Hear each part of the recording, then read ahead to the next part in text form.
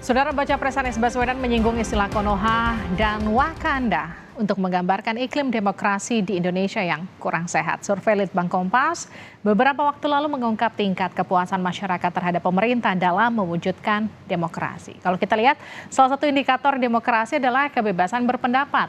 Survei Litbang Kompas awal Agustus memperlihatkan 75% responden puas dengan upaya pemerintah menjamin warga bebas berpendapat. Sebanyak 18,2% responden menyatakan tidak puas.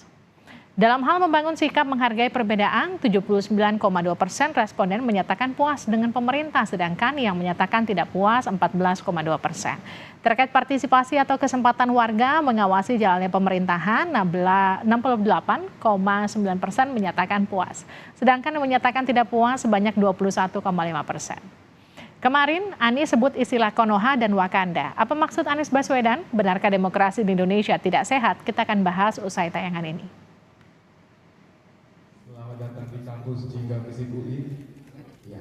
Bakal calon presiden dari Koalisi Perubahan Anies Baswedan kembali menyinggung iklim demokrasi Indonesia. Anies menyebut di media sosial masyarakat sering menggunakan kata Konoha dan Wakanda. Anies mengklaim kata itu digunakan saat warga untuk mengkritik pemerintah. Karena kita menyaksikan kalau di sosial media sih banyak sekali yang kalau mau nulis itu nyebutnya Konoha, Wakanda gitu. Apa artinya? Ini menunjukkan ada self-censorship. Bahkan kemarin ada yang menyebutkan bahwa kota yang polusinya paling buruk namanya Lahore. Dan lalu mengkritik kota Lahore habis-habisan. Kenapa? Ini tanda-tanda yang tidak sehat. Kenapa saya katakan begini malah? Nah, ketika kita dalam demokrasi dan ada fear, sesungguhnya ini tanda-tanda yang tidak sehat. Karena itu harus dikembalikan. Kebebasan berbicara harus menjadi prioritas yang harus kita bereskan di dalam tahun 24 ke depan. Namun, Ketua DPP PDI Perjuangan Said Abdullah membantah pandangan Anies Baswedan yang menyebut Indonesia kurang demokratis. Menurut Said, kebebasan berpendapat di dalam negeri sudah cukup baik. Saya tidak setuju. Kurang apa sih abang kita Rocky Gerung? Tapi Bapak Presiden biasa-biasa saja. Bahwa Bapak Presiden merasa sedih karena kemudian seakan pemimpin, Bapak Presiden menunjukkan keteladanan. Itu penting. Tidak ada yang apa ada yang dilarang. Tidak ada, kecuali memang melanggar hukum positif. Baru. Toh selama ini demokrasi kita berjalan baik kok. Medsos riuh rendah kayak apa kita sekarang ini. Dan semua diantaranya para capres juga berselancar terus di medsos. Dan Pak Anies teriak-teriak juga di medsos juga. Dan tidak dilarang juga. Jadi apa masalahnya? Istilah Konoha mulai ramai jadi perbincangan warganet Indonesia pada 2017. Saat itu seorang santri asal Malang, Jawa Timur membuat Presiden Joko Widodo bingung. Di laman Facebook resmi Jokowi, dia menanyakan Hokage ke-8 yang ada di anime Naruto. Melalui tanda tagar Jokowi menjawab, santri pesantren itu juga menyampaikan harapan positif atas kepemimpinan Jokowi seperti jalan cerita dalam serial Naruto. Atas harapan santri itu, Presiden Joko Widodo menyampaikan terima kasih dan berjanji akan berusaha maksimal untuk memimpin Indonesia. Pak, saya mau nanya, siapakah yang menjadi Hokage ke-8 di dalam anime Naruto? Ya Dian, saya harus ngomong apa adanya ya. Saya nggak tahu Hokage ke-8 Naruto, saya nggak ngerti. Jadi kalau saya jawab nanti saya mah keliru. Jadi tolong buatin video lagi, jelasin ke saya Hokage ke-8 itu apa, kemudian Naruto itu siapa gitu. Nanti kalau saya jawab keliru malah, ya kan? Saya ngomong apa adanya. Saya nggak tahu mengenai Hokage 8, saya nggak tahu mengenai Naruto. Sejumlah elit PDI Perjuangan hingga putra sulung Jokowi Gibran Rakabuming Raka membantah Anies Baswedan soal kebebasan berpendapat di Indonesia tidak sehat. Menurut Gibran, kebebasan berpendapat saat ini masih longgar dan bisa disampaikan asal didukung dengan data yang bisa dipertanggungjawabkan. Tim Liputan, Kompas TV. Saudara Anies singgung Konoha, Wakanda sebagai gambaran kondisi demokrasi di Indonesia. Apa sebenarnya maksud Anies? Benarkah iklim demokrasi di Indonesia tidak sehat? Kita akan bahas bersama tenaga ahli utama kantor staf kepresidenan Johannes Joko dan juru bicara PKS M. Iqbal. Selamat malam Pak Iqbal, selamat malam Pak Joko. Selamat malam Mbak Livi, selamat malam Pak Iqbal. Assalamualaikum. Waalaikumsalam. Saya ke Mas Iqbal dulu. Mas Iqbal, jadi apa maksudnya Konoha Wakanda yang disebut Pak Anies? Ya, ini kan fenomena sosial ya, di mana sekarang masyarakat kalau ingin menyindir negaranya sendiri itu dengan mengistilahkan ada negara di daerah lain. Yang itu hanyalah imajinasi, sehingga tidak bisa dikenakan delik hukum kalau satu hari ada yang mempermasalahkannya. Jadi saya kira ini bahasa satiran, bahasa sindiran yang sekarang sudah merebak di kalangan remaja, pemuda, aktivis, yang dia itu ketika mengkritik negaranya dia menggunakan istilah ini, sehingga nggak kena delik, kira-kira begitu ya. Apa itu kemudian bisa langsung ditarik satu garis lurus bahwa itu adalah bukti demokrasi di Indonesia nggak sehat? Ya, saya kira bukan hanya itu saja. Dalam beberapa riset, silakan di googling ya, bahwa indeks demokrasi Indonesia dalam 2 tahun terakhir ini sangat menurun sekali, jauh. Yang ini tentu saja menjadi salah satu gambaran ada kata-kata kesambungan hubungan antara negeri Konoha dengan indeks demokrasi Indonesia itu. Jadi menurut kami ini harusnya menjadi fenomena sosial yang menjadi perhatian kita bersama, bahwa jangan sampai ketika Pak Jokowi berkuasa ada ketakutan di masyarakat. Ya, karena ini bukan pertama kali ketika beberapa waktu lalu ada namanya kasus Kapten Ruslan Buton, purnawirawan TNI yang di grup WhatsApp menyerukan untuk menurunkan Jokowi, langsung dari Mabes Polri mengirimkan pesawat menjemput ke Sulawesi. Bayangin, ada seorang dosen yang dia juga mengkritik Pak Jokowi, digerebek rumahnya oleh polisi. Ada juga Jumhur Hidayat, aktivis pekerja yang juga pernah mendukung Jokowi juga ditangkap. Ada juga namanya Ustazah Kinkin Anida, dan banyak lagi korban-korban yang lainnya, yang itu tentu saja menjadikan ketakutan di masyarakat saat ini. Jadi selain Konoha, Wakanda, indikator demokrasi Indonesia nggak sehat, apalagi versinya Pak Anies, Mas Iqbal? Ya, saya kira ini adalah bahasa satiran ya bagi masyarakat. Dan itu bukan dari Pak Anies. Pak Anies ingin menyampaikan ada fenomena ketakutan yang terjadi di masyarakat saat ini. Padahal dulu ketika kampanye Jokowi versus Prabowo, yang dikhawatirkan begitu adalah Pak Prabowo. Tapi ternyata yang terbukti justru Pak Jokowi. Yang ini tentu saja membuat orang akhirnya malas berkomentar, membuat orang akhirnya malas untuk mengkritik dan lain-lain.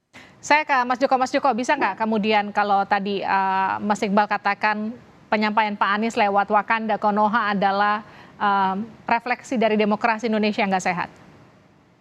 Itu kesimpulan yang terlalu melompat begitu Mbak, kalau kita lihat sebenarnya. Tetapi lepas dari itu ya apa yang disampaikan Pak Anies ya sudahlah, kita maknai sebagai kritikan dan masukan, dan itulah bentuk kritikan masukan juga nggak ada masalah. Tetapi yang harus kita pahami bersama begitu Mbak, bahwa kritik dan masukan itu boleh-boleh saja, tetapi kritik dan masukan itu yang pertama tidak boleh melakukan penghinaan, fitnah dan cacian, makian. Yang kedua, kritikan dan masukan itu hendaknya diletakkan bersamaan dengan disampaikan dengan data, fakta, dan realita. Apa yang disampaikan bahwa hari ini masyarakat takut, masyarakat demokrasi kita turun, faktanya tidak seperti itu, realitanya juga tidak seperti itu begitu. Contohnya misalnya kalau Pak Anies bilang bahwa ketakutan hari ini karena pasal karet Undang-Undang ITE, jangan lupa Presiden Jokowi itu sejak 2021 itu sudah mendorong agar dilakukan revisi Undang-Undang ITE. Bahkan Bapak Presiden juga meminta Bapak Kapolri untuk melakukan pendekatan-pendekatan yang lebih persuasif dalam menindak pelanggaran Undang-Undang ITE itu. Dan itu dilanjutkan oleh Bapak Kapolri, meminta kepada jajarannya melalui surat edaran itu agar dalam berbagai hal terkait polemik Undang-Undang ITE, pasal-pasal karet itu, polisi melakukan penanganan dengan mengedepankan langkah-langkah yang lebih persuasif begitu Mbak. Itu yang pertama terkait Undang-Undang ITE, itu jelas sekali, dan sekarang sedang dalam proses pembahasan di DPR, komitmen pemerintah terkait hal itu. Satu itu. Yang kedua, kita lihat aja dari indikator yang disampaikan oleh oleh Kompas. Bagaimana indikator kepuasan publik dalam bidang Polhukam, khususnya dalam menjamin warga bebas berpendapat. 1 tahun terakhir ini, Mbak, kepuasannya terus naik loh, Mbak. Dari Oktober 2022 itu 61,9%, kemudian naik terus 75,4% di Oktober. Ini kan menyatakan bahwa situasinya tidak seperti apa yang disampaikan oleh Mas Anies. Kemudian yang ketiga, fakta-faktanya. Kita ada fakta, bagaimana kurang apa kemarin Rocky Gerung itu mencaci maki presiden. Ya juga nggak diapa-apain tuh begitu. Tetapi itu kan harus kita antisipasi karena bisa menimbulkan dampak di akar rumput. Kurang tajam apa Bang Faisal Basri memberikan kritik terhadap permasalahan industrialisasi dan hilirisasi nikel. Yang ada adalah kita ajak komunikasi, dan ketika komunikasi dijelaskan duduk permasalahannya juga Bang Faisal Basri juga bisa menerima. Artinya apa? Dalam kondisi hari ini silahkan memberikan kritik masukan. Kami di kantor staf presiden itu menerima kritik masukan dari berbagai pihak, itu tiap hari banyak sekali. Kurang apa orang menyampaikan kritikan dan masukan dalam bentuk aksi demo di depan istana yang setiap hari itu puluhan kelompok memberikan itu, dan itu kita tanggapi dan kita berikan solusi-solusi terhadap kritik dan masukan itu. Tetapi kurang lebih begini, Mbak, intensi kami adalah mari kita bangun demokrasi ini dengan salah satunya mengedepankan kebebasan berpendapat, tetapi bukan demokrasi yang liberal, demokrasi yang boleh memberikan cacian, makian, hinaan, yang akhirnya justru itu bertentangan dengan budaya kita, bertentangan dengan keadaban demokrasi Pancasila yang kita agungkan, yang kita bangun, dan yang itu yang kita ketemukan dari bangsa kita. Itu, Mbak. Oke, gimana tuh Mas Iqbal? Ya, saya kira nggak terlalu jauh sejauh itu yang dimaksud. Itu kalau kritikan ada biasa lah. Tetapi yang terjadi adalah keadilan. Contoh kasus, dulu Ade Armando itu pernah jadi tersangka, tapi tiba-tiba SP3. Dulu Abu Janda juga pernah kena kasus hukum, tapi tidak selesai. Artinya apa? Masyarakat melihat bahwa pemerintah sekarang itu dia tidak pro kepada orang yang mengkritik. Tetapi orang-orang yang berpihak kepada dia bela habis-habisan. Proses hukumnya tidak dijalankan. Makanya akhirnya terjadilah tindakan-tindakan di luar hukum. Tebang pilih maksud Anda. Pemerintah. Ini harusnya jadi cerminan pemerintah bahwa keadilan itu penting. Coba cek lagi. Kami di PKS sudah kurang lebih ada puluhan kasus yang kami laporkan karena hoax, penghinaan dan lain-lain. Tapi tidak satu pun yang diselesaikan. Jadi harusnya keadilan itu juga menjadi penting. Karena apa? Dalam kepuasan Jokowi sendiri, kinerja Pak Jokowi sendiri, kepuasan hukum yang paling rendah. Dan itu nggak bisa hanya dijawab dengan survei lagi gitu. Bahwa ternyata sekarang surveinya udah bagus kok. Kami melihat fenomena di lapangan di masyarakat. Dan itu terjadi, sudah membudaya, akhirnya budaya ketakutan untuk berbicara, mengkritik itu terjadi. Jadi jangan terlalu dianggap jauh tentang bahwa kami menerima kritik. Ya kritik itu biasa, tetapi yang kami inginkan adalah bagaimana tidak ada ketakutan di masyarakat. Ya ini Mbak, yang Mbak Livi, yang selalu didengungkan adalah bahwa apapun hinaan, makian dan fitnaan itu dianggap sebagai kritik. Tapi kan bukan hinaan, ini bukan makian. Faktanya tidak seperti itu.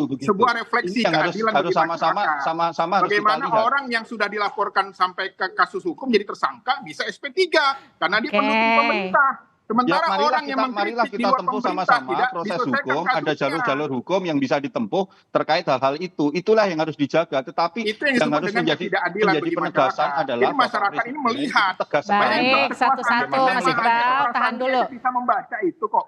Oke, Mas Joko.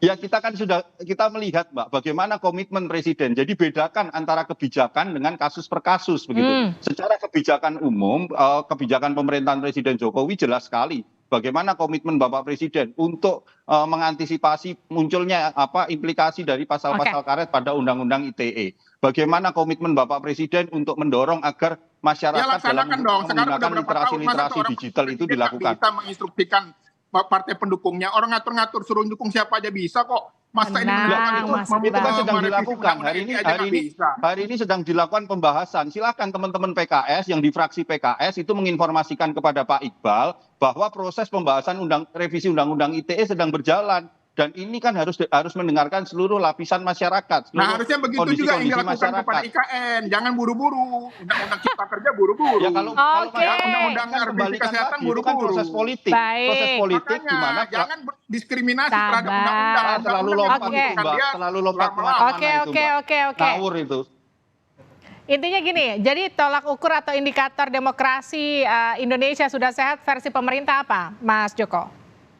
Ya, salah satunya Mbak adalah bagaimana indikator kepuasan masyarakat. Karena kalau kita menggunakan indikator-indikator yang dikeluarkan oleh lembaga-lembaga yang ada di Barat, itu kan indikator-indikator yang menggunakan nilai-nilai demokrasi yang mereka yakini. Sementara kita punya indikator-indikator demokrasi sendiri, di mana masyarakat melihat bagaimana kesantunan publik itu dikedepankan, bagaimana keadaban publik itu diutamakan, dan inilah yang harus kita jaga bersama, begitu Mbak. Dan faktanya juga sampai hari ini Presiden Jokowi dihina sekeras apapun, dicaci serendah apapun, tidak pernah beliau melaporkan kepada instansi penegakan hukum untuk ujaran kebencian ataupun menjelek-jelekan. Itu Mbak. Oke, Mas Iqbal terakhir, singkat saja. Ya, saya kira apa yang disampaikan Mas Adis adalah cerminan suara hati masyarakat. Kami berharap saat ini kita bukan menyoroti Pak Jokowi secara personal, tapi kita melihat pemerintahan Pak Jokowi, di mana ada menteri yang mengancam, yang memberikan sewor-sewor kepada lawan-lawan politik. Ini nggak benar. Jadi menurut saya, buatlah kedamaian, berikanlah kesempatan, adillah kepada laporan-laporan kasus hukum. Coba cek di kepolisian. Berapa yang dilaporkan dari partai di luar pemerintah, berapa yang dari pemerintah, itu semuanya tidak diproses. Terima kasih Mas Iqbal. Itu disampaikan aja. Gitu. Oke, terima kasih Mas Iqbal, terima kasih Mas Joko, terima kasih waktunya di Sapa Indonesia. Terima kasih Pak Iqbal. Ya.